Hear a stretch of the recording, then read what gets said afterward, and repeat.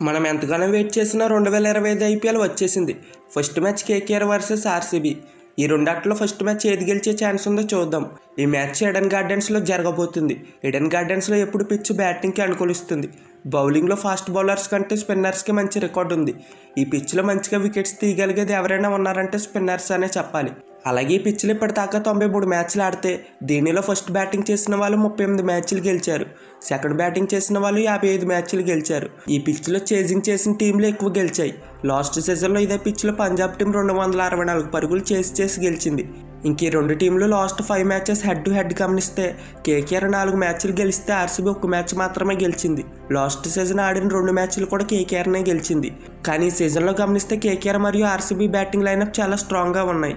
RCB opening పేరు విరాట్ కోహ్లీ సాల్ట్తో చాలా స్ట్రాంగ్గా ఉంది. కేకేఆర్ ఓపెనింగ్ పేర్లు అయితే సునీల్ నారాయణతో పాటు డికాక్ లేదా గుర్బాజ్, వీళ్ళిద్దరిలో ఎవరిని ఆడిస్తారో చూడాలి. మరి ఇంక ఈ రెండు టీంలో పవర్ హిట్టర్స్ని గమనిస్తే కేకేఆర్ టీంలో రసిల్ మరియు రింకు సింగ్ లాంటి మ్యాచ్ ఫినిష్ చేసే హిట్టర్స్ ఉన్నారు.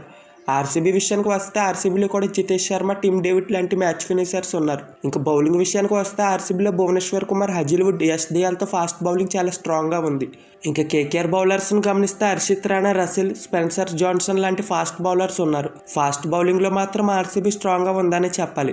ఇంకా స్పిన్నర్స్ని గమనిస్తే ఆర్సీబీ టీంలో కృణాల్ పాండ్యా, సుయాష్ శర్మ, స్వప్నిల్ సింగ్ లాంటి పర్వాలేదనిపించే స్పిన్నర్స్ ఉన్నారు. ఇంకా కేకేఆర్ టీంలో అయితే సునీల్ నారాయణ, వరుణ్ చక్రవర్తి, మయాంక్ మార్కండే లాంటి టాప్ క్లాస్ స్పిన్నర్స్ ఉన్నారు. స్పిన్ బౌలింగ్లో అయితే కేకేఆర్ స్ట్రాంగ్గా ఉందని చెప్పాలి. కానీ రెండు టీంలు కంపేర్ చేస్తే కేకేఆర్ కంటే ఆర్సీబీ కొంచెం స్ట్రాంగ్గా ఉంది. నేనైతే ఫస్ట్ మ్యాచ్ ఆర్సీబీ గెలుస్తుందని అనుకుంటున్నా. మరి మీరే టీం గెలుస్తుంది అనుకుంటున్నారు కామెంట్ చేయండి. అలాగే వీడియో కనుక మీకు నచ్చితే ఈ వీడియోని లైక్ చేసి ఛానల్ని సబ్స్క్రైబ్ చేయడం మాత్రం మర్చిపోకండి.